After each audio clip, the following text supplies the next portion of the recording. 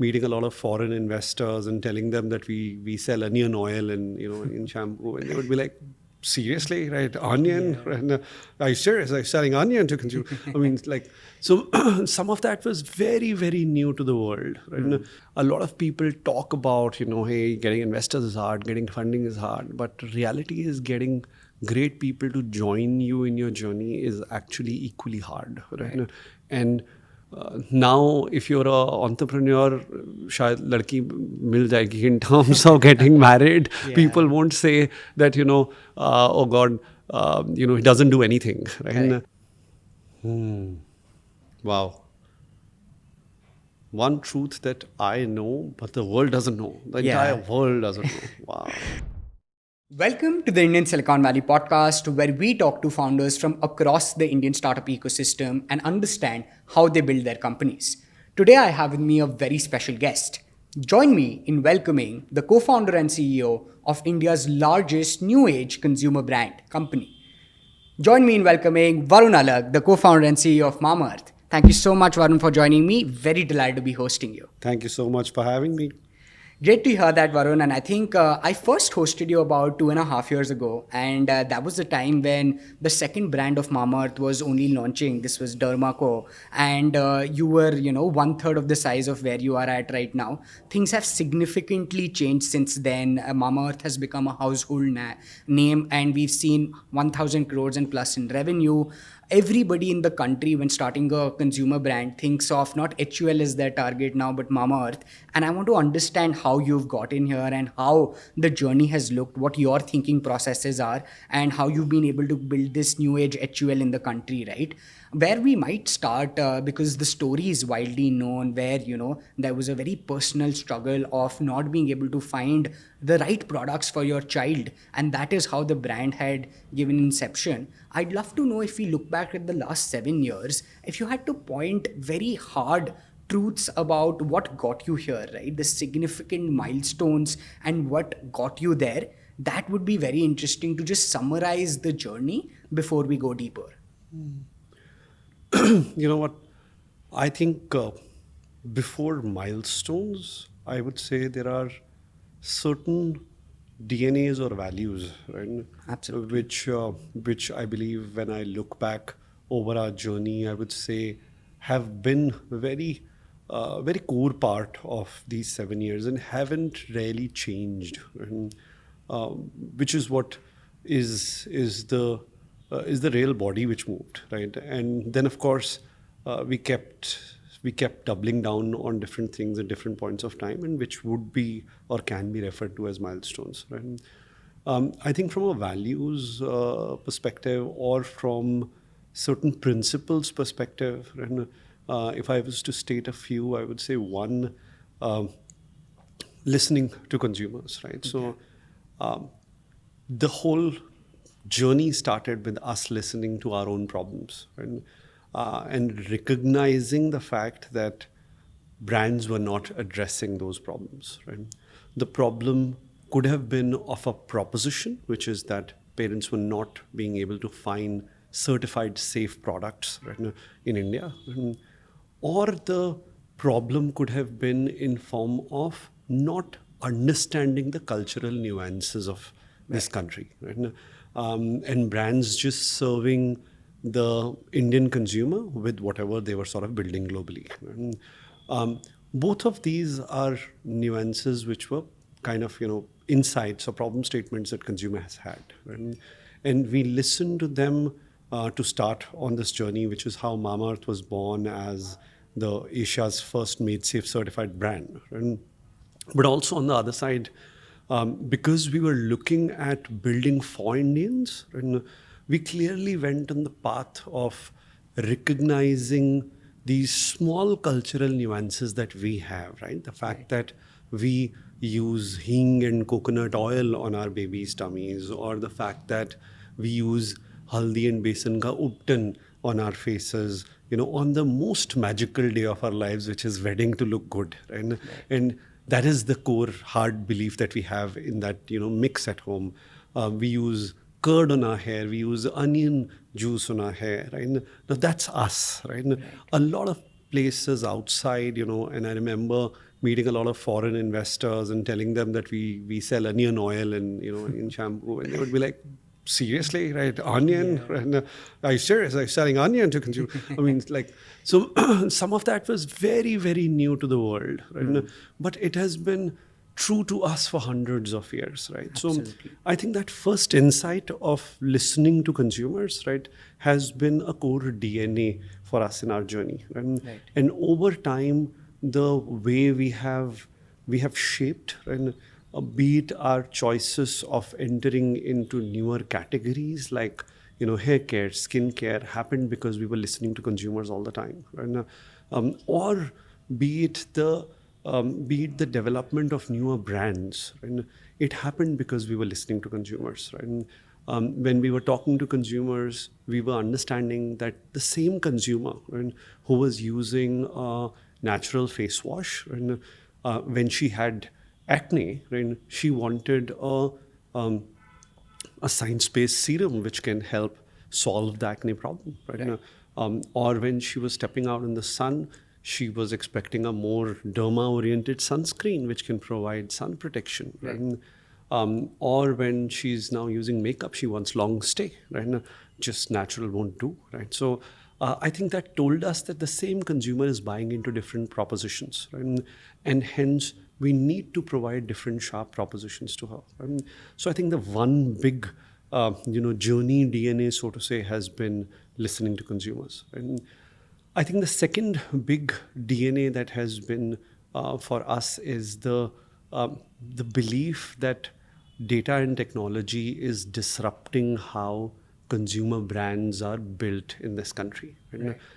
For the longest time, while consumers were buying, right, brands were just not fully aware of who is buying, why they're buying, in what kind of cohorts they're buying. I was a part of, some of the largest FMCG companies in the country, and I've been on the other side as a brand manager there. And I remember sort of creating these large pen profiles, right? And selling in India, you create one pen profile that, Sunita ji in Meerut is, housewife who likes to shop and all of that, right? Because the reality is there are hundreds of pen profiles which are existing.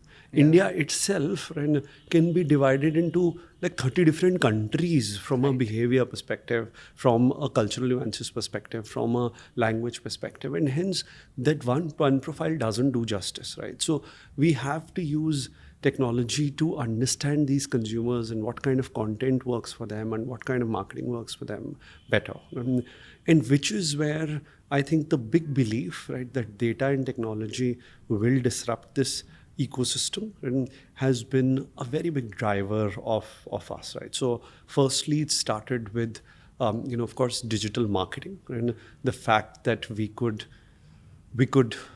see sharp cohorts and target this consumer very sharply, and reach out to certain cohorts which were evolved consumers who are interested in this kind of a proposition. Evolved to e-commerce as a distribution, and which opened up the fact that now you're not limited by physicality of a consumer. Right. Just most brands 10 years ago would just start with top 6 metros, right? Or probably even just one metro. And then after years, right, would expand into the next set of cities, right? Reality is the content with the smartphone is reaching out to entire India. And hence, why should they not have access to products which are evolved or which are suitable for their kind of needs, right? Their aspirations are amazing, right? But they shouldn't need to travel 200 kilometers to a big city, right, to actually get the product, right? And that is where the e-commerce insight that we are able to deliver across 25,000 pin codes, right? And hence, why would we limit our distribution, right? Was the second big technology disruption that we built on top of, right? And the third for us was our D2C. We realized that, when we have our own platform, our own website, right, the amount of consumer education, right, and the amount of impact that we are able to create in those journeys, right?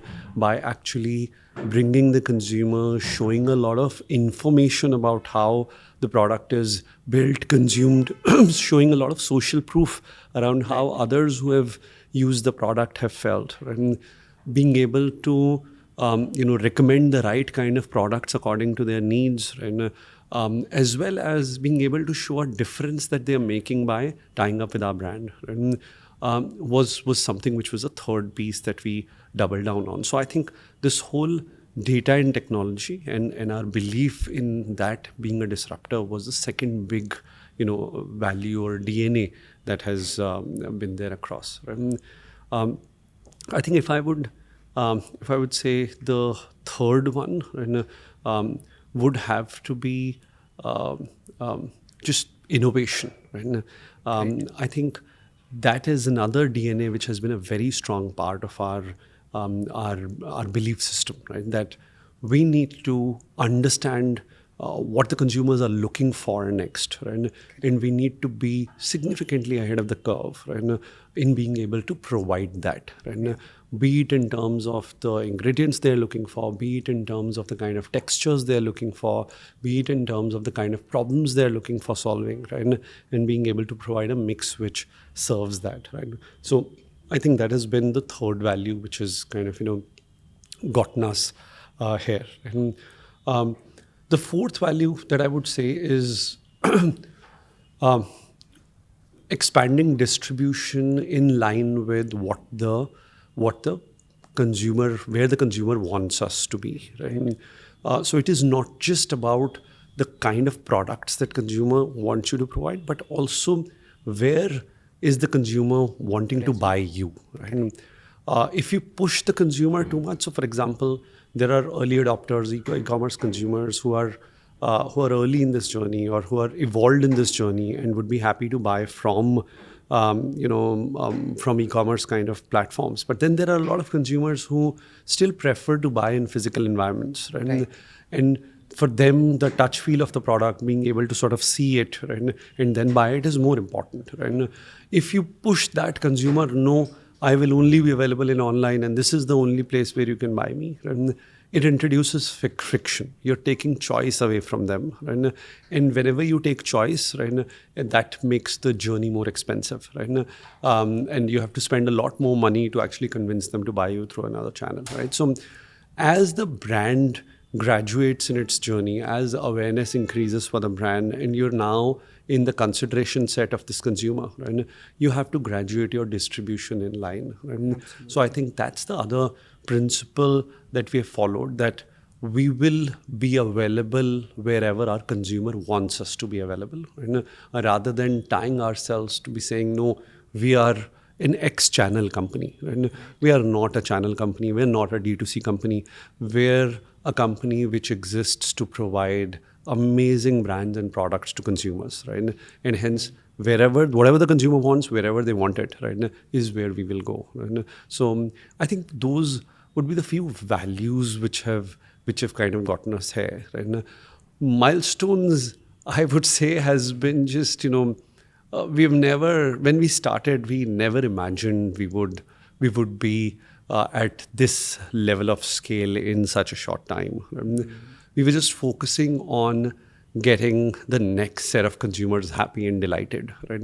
And hence for us, milestones have been, just sort of, setting the next goal, right? We would have broken this journey down to, from starting to saying, hey, can we do, 1 lakh per day sales, right? To saying that, can we do 1 crore a month sales, right? And preparing for that, planning for that, getting the entire team and ecosystem excited to that, to saying, can we do 5 crores a month sales? What will it take, right? How much time will it take? What will we need to do, right? And similarly, just setting the next milestone right? While keeping a very strong eye on one, quality, right? That we measure NPS, we call our consumers, we are always checking for our ratings and reviews, that that is something that we should not be breaking as we scale, right? And second, efficiency, right? we are a fairly middle class company in terms of our frugality and our values. So it's always been important that as we scale, right, we should only get better, right, at being more efficient rather than getting worse off. So I think those would be the milestones that we've chased, right, which are more like what is next. Fair, fair. No, I think that is such a great summary of what personifies a legendary brand, as they say, right? Talking to consumers, using new age technology as a lever to get and understand data better, and then doing the right things in terms of channel distributions, etc. There was this, I think there was a brief reel by Shantanu where he mentions about Mamaearth, and he talks about exactly these pointers as to what goes into making a great brand. And I think you've summarized it so well. I want to double click on one of those things, and maybe one of the things which you not mentioned, which is to say the team aspect of it, right? To manage the kind of scale you're at and to build something that has not been done before, especially as a new age company, is a hard challenge in itself. How do you groom and get the right set of, talent? Because I've also, while I was doing my research, heard from a bunch of people that Varun is one of the best leaders there can possibly be, with a very strong vision as to what the company needs to look like 5-10 years from today. So how do you groom talent to be ready for the next challenge? And how do you build an organization of this scale and stature? What would you have to say, Varun? I would say three things. One, especially towards early part of the journey, when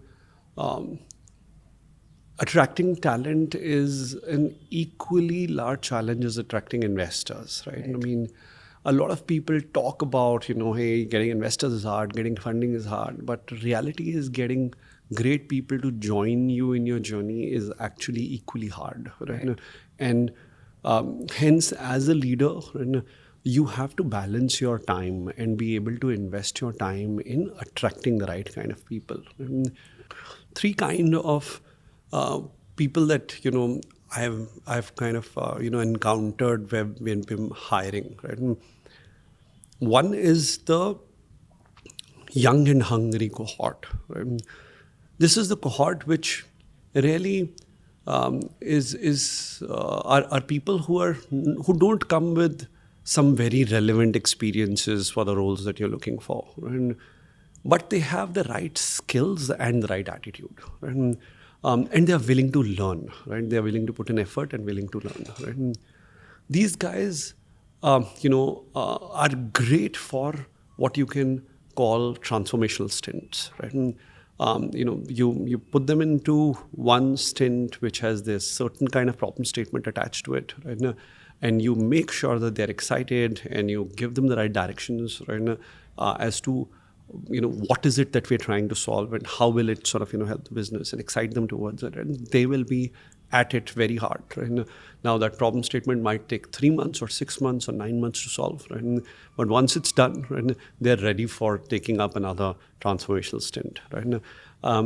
Then there are people who come from very skilled, experienced backgrounds, right?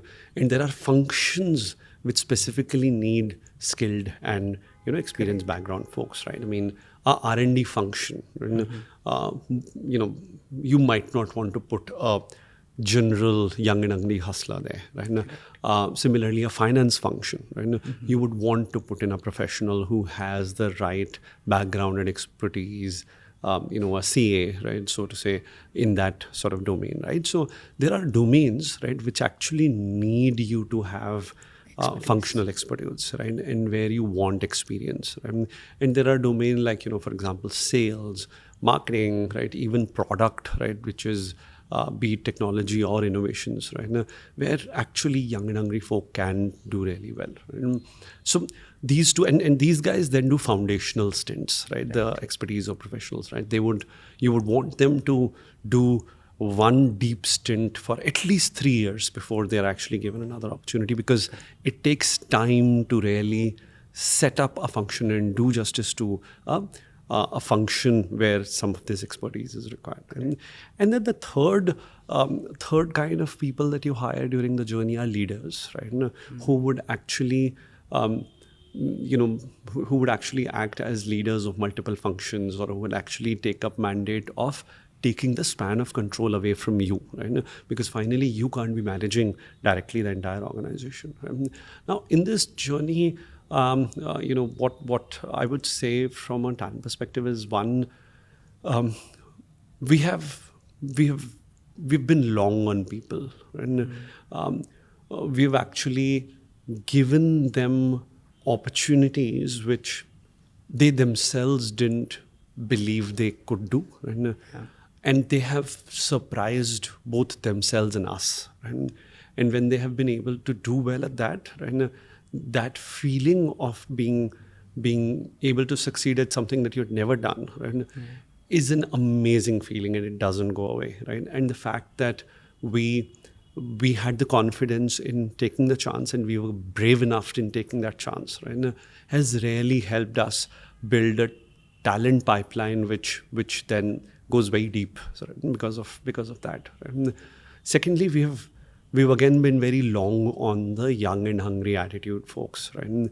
And wherever we come across that kind of talent, and we then don't worry as much about do we have a role or not, how will we sort of, we believe that, they will find their place in the system. We just need to, excite them, charge them enough, and give them problem statements which are great, and they will shape their sort of careers. And we have had, again, great, folks who have shaped their careers, folks who were young out of college, right, to folks who had 3-4 years of experience, right, who are doing amazing jobs at the company now. And of course, the third piece has been we've tried to hire for tomorrow rather than yesterday, right?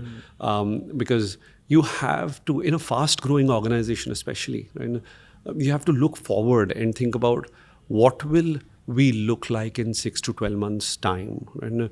And what will we look like in 2 years' time? And are we hiring someone for this position keeping that in mind? Right? Because if you're hiring for today, or even worse, yesterday, right, which is the problem that you've already faced on people front, right, then you have a possibility that the role will outgrow the person too soon, right? And it is not the person's problem. It is the fact that they didn't get enough time, right, to actually grow themselves for the role. And hence it's your fault, right? You didn't recognize how fast you're growing, and would you outgrow the person as well, right? So those would be actually the positive principles. On the other hand, we've also been, cognizant, right, that we will make mistakes. Right? So when you're hiring at that pace, right, you have to accept that you will make mistakes, right? But you also need to be okay that you don't need to be married to your mistakes, right? And hence, you should have very quick check-ins, right? So we have a process called pit stop, right? 15 days into someone's joining and 90 days into someone's joining, right? We have a two-way conversation, right? Where we meet them from their side to understand if they're settling well, if they understand the role, if they have everything that is needed to succeed in that role. Right? And from our side, from a manager's side, right, it is a process where you can clearly point out if there are things which you imagined to be a certain way, right, but are not shaping.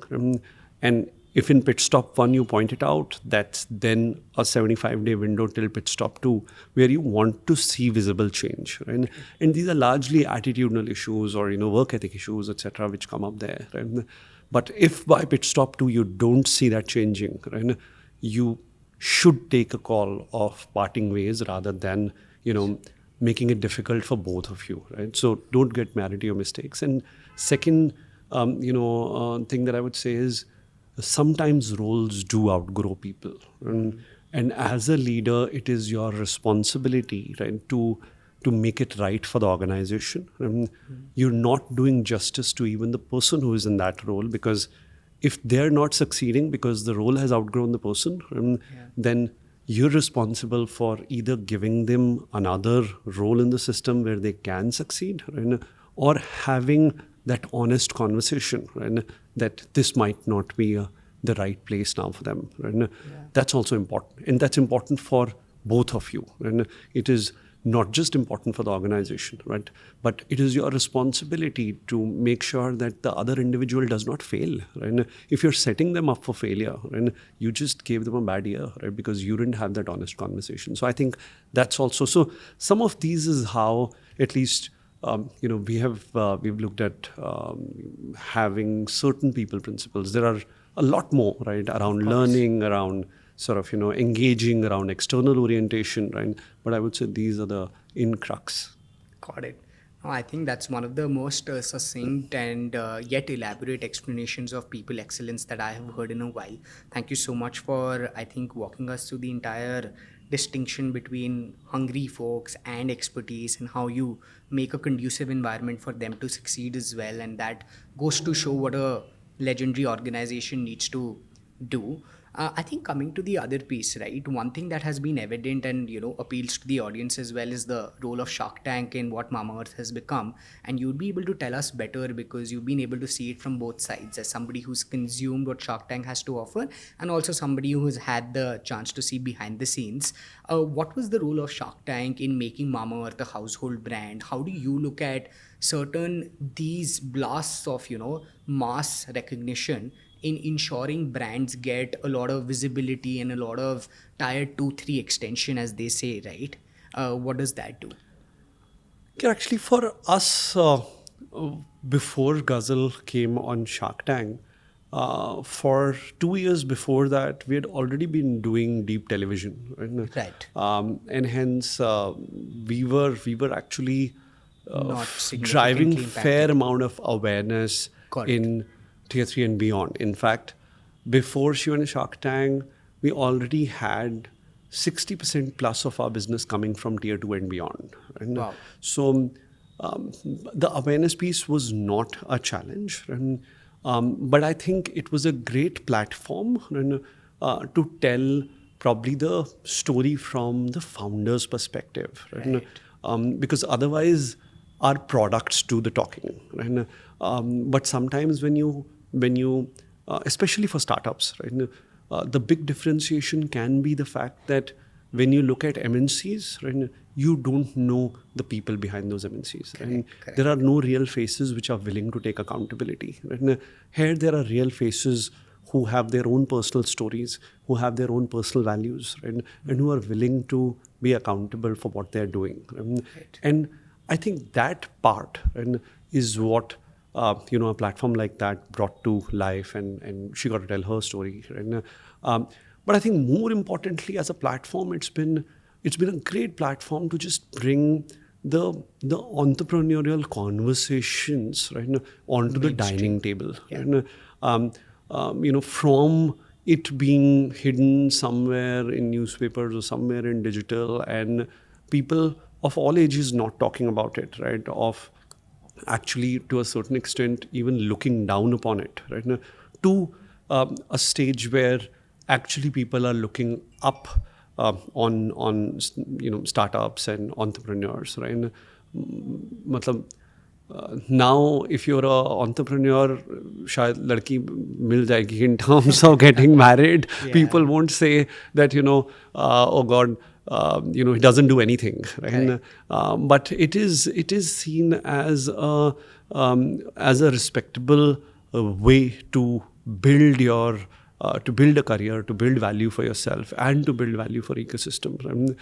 It's not only STEM, but this has also become one of those. So I think that, to me, is the biggest impact. Right?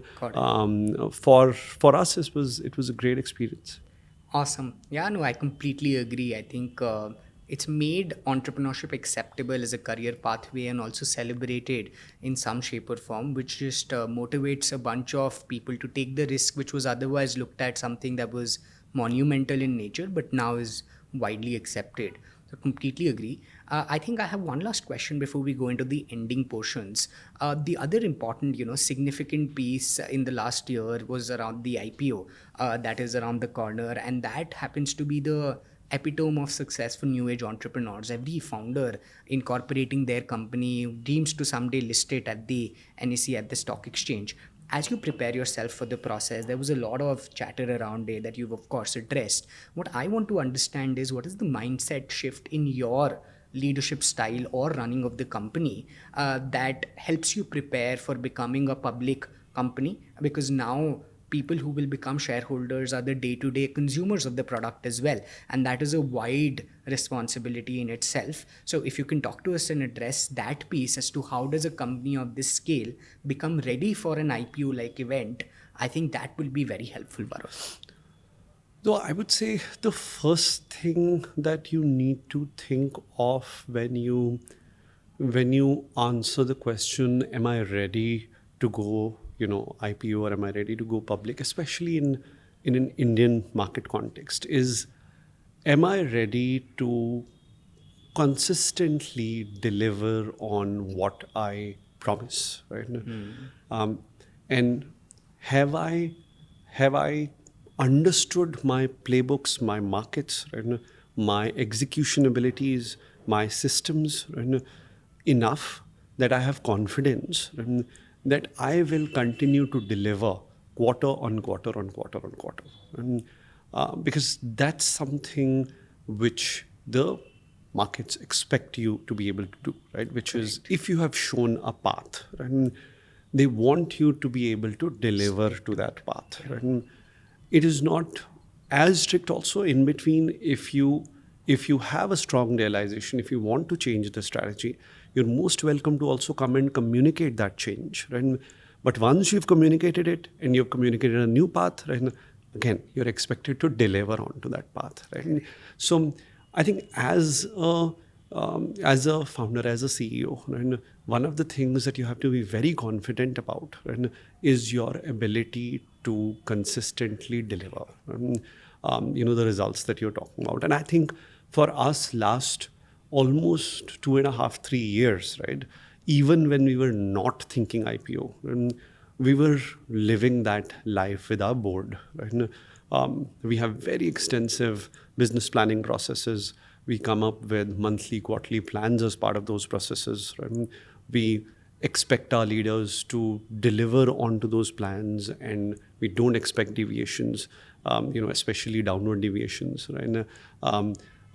So I think some of that culture, right, of ensuring that we deliver to our plans and we plan in a certain way, and the planning itself is rigorous, right, is something that we've been driving some time, right? So that's the one big thing that you need to ask yourself. Are you willing to sort of live that life? Are you ready as an organization to sort of deliver to that? And I think second is just setting up a lot of base systems and processes, right?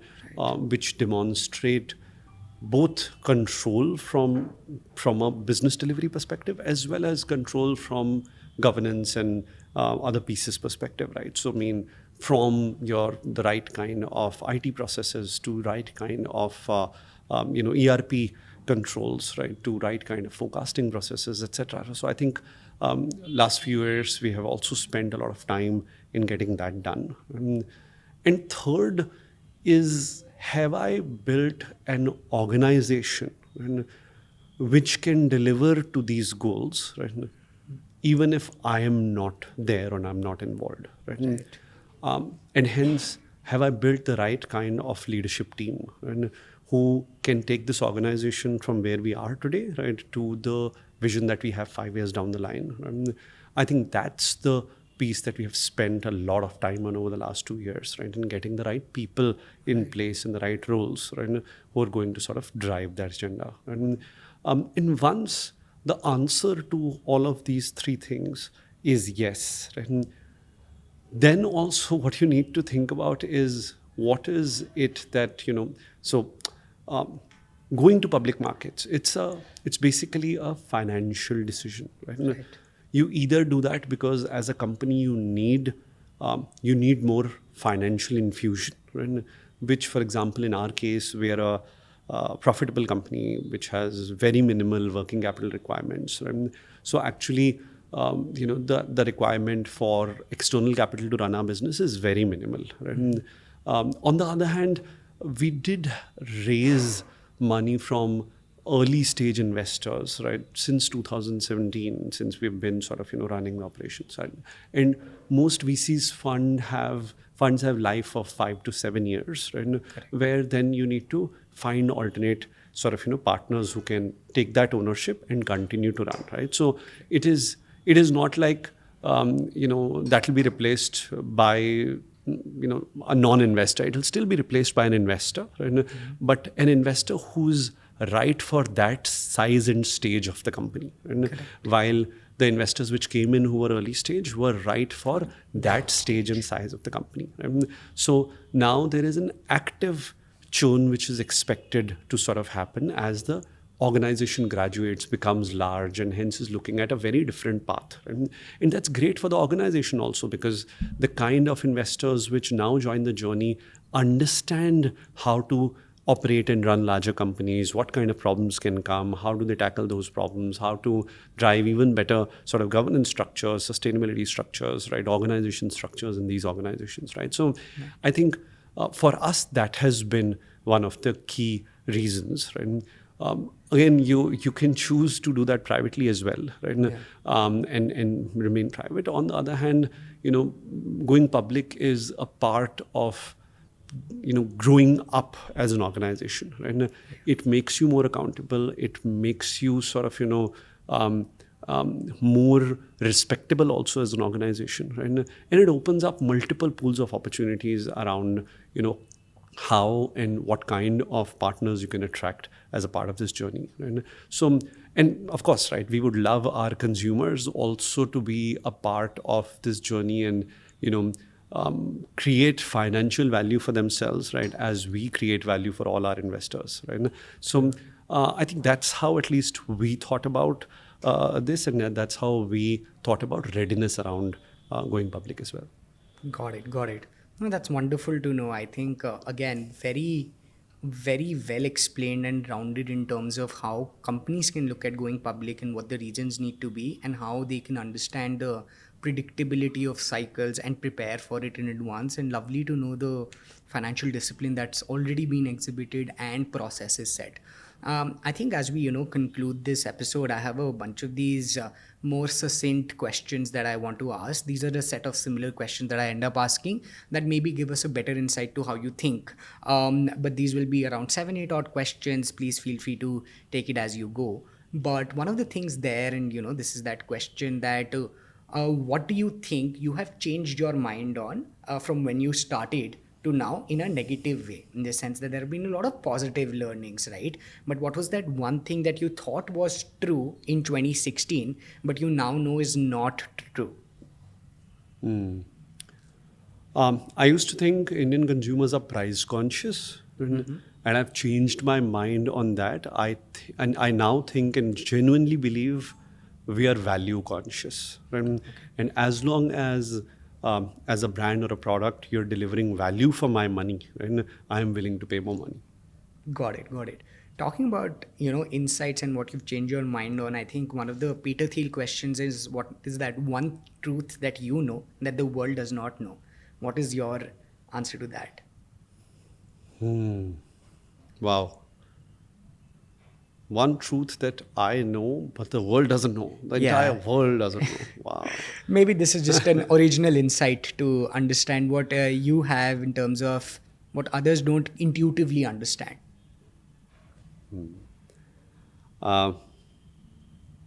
We can circle back. I think one of the other things I'm very curious to know is if you had to choose a consumer product apart from the Mamaearth brand of products, which is your favorite product beyond this suit? I would say iPhone. Yeah. Nice. The other piece that helps us understand more about you is not in your words, but how do others identify with you? So if I had to ask you how your Mamaearth team members would describe Varun, what would you have to say?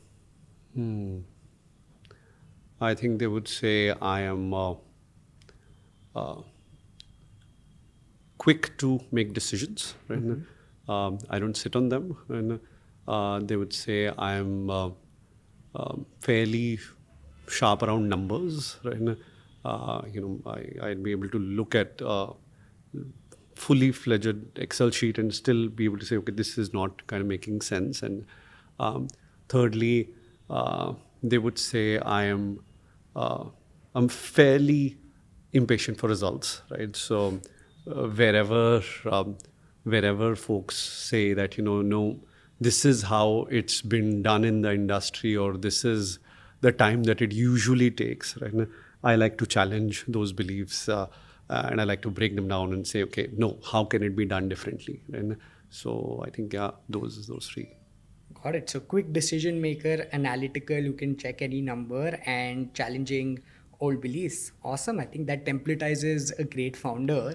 The other piece is, you've had this very audacious vision around Mamaearth, and you keep talking about it. And I've heard that a bunch from my research from a bunch of people as well. If you had to, in 30 seconds, summarize what Mamaearth looks like in the next 10 years, right? The point being that we want to audaciously put out the vision and the purpose, which is very strong and true to what you're doing. How would you put it?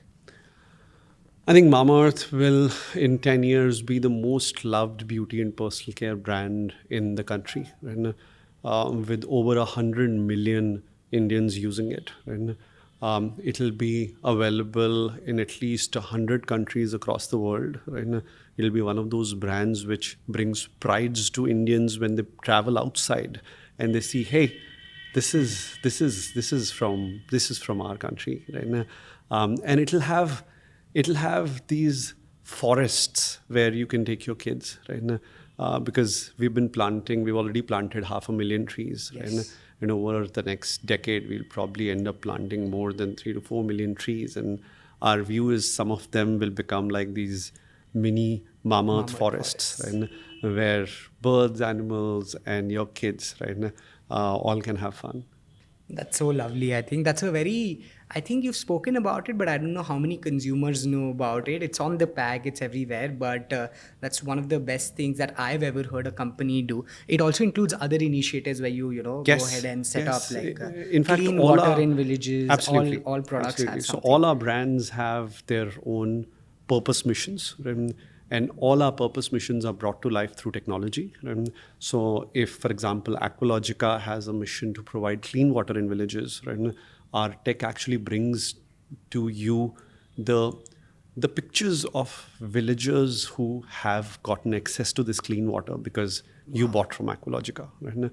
And it hence makes your contribution come to life. Right? Yeah. Bblunt is on a mission to provide vocational education to women so that they can, have progressive careers. Right? And similarly, Derma Co is on a mission to provide young children in government schools who don't have access to science labs, science education. So all the brands in the company have a mission, and we bring it to life through our technology.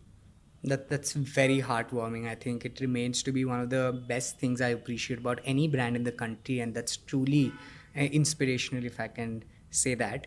Towards the end, one thing that a lot of people, at least from the outside, think of is the money aspect and how that relates to founders, right? Especially after a while, right? After the first 5-7 years of a company. What is your relationship with money, and how do you define that?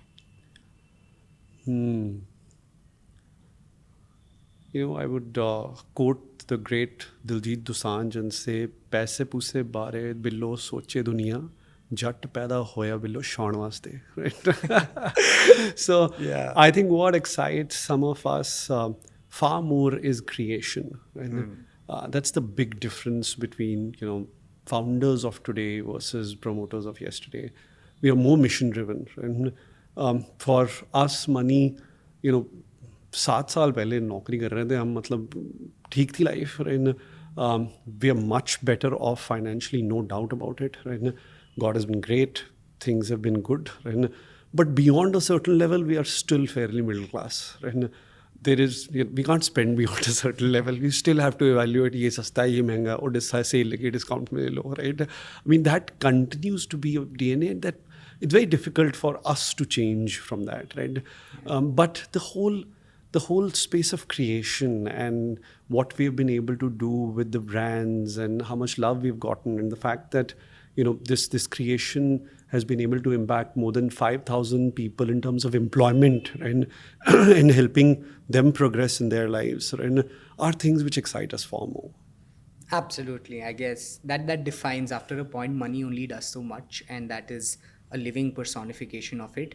For the second last bit, I'm also aware that you angel invest and you support young founders, and I've been very fortunate to receive your support in what I've been doing with Indian Silicon Valley Capital.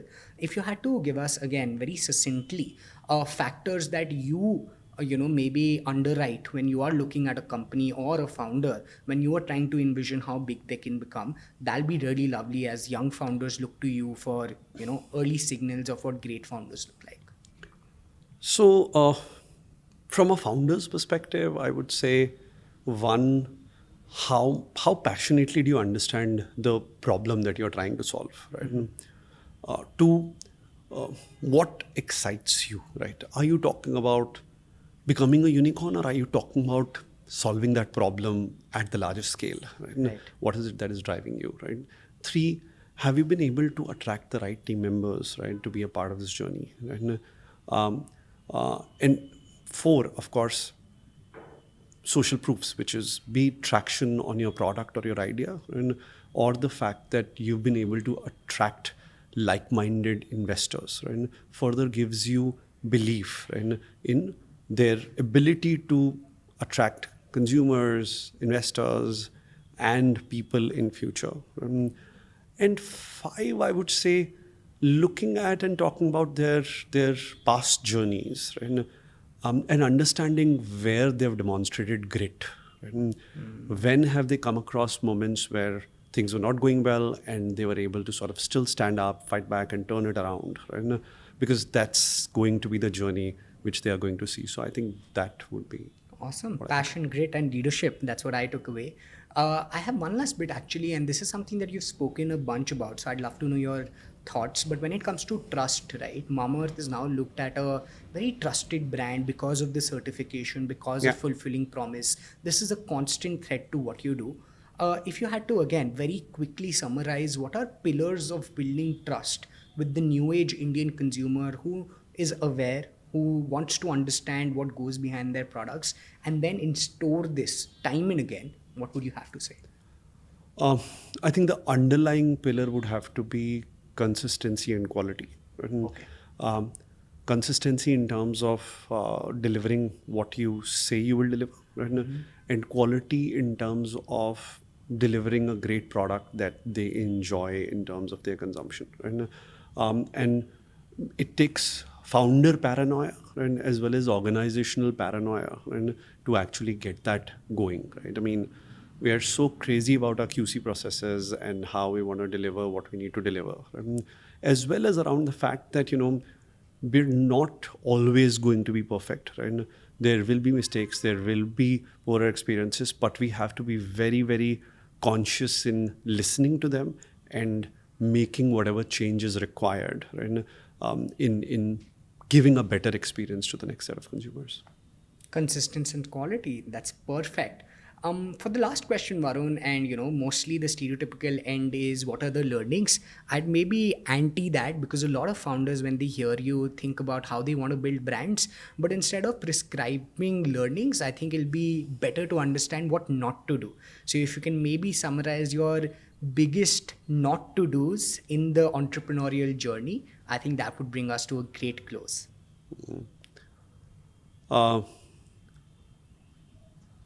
Don't start with the sole objective of making money, right?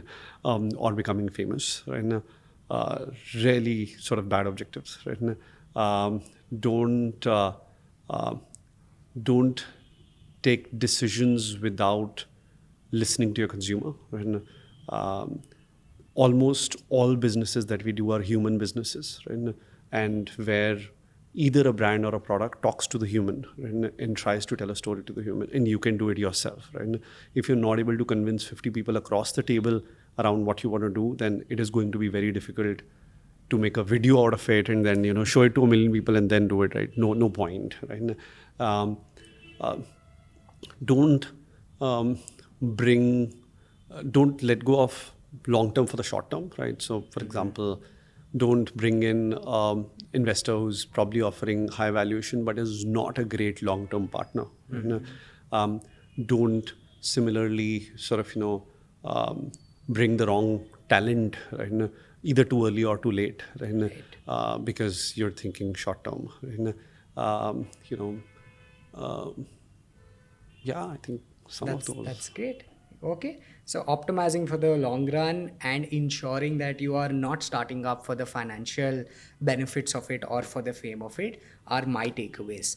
Awesome. This has been so nice. Thank you so much, Varun, for being on the show. It means a lot that you agreed to come on again and had such a wonderful chat. I think I got to know so many different things about Mamaearth during this conversation, and I'm glad we could get this conversation in. Thank you. Thank you for having me. Awesome.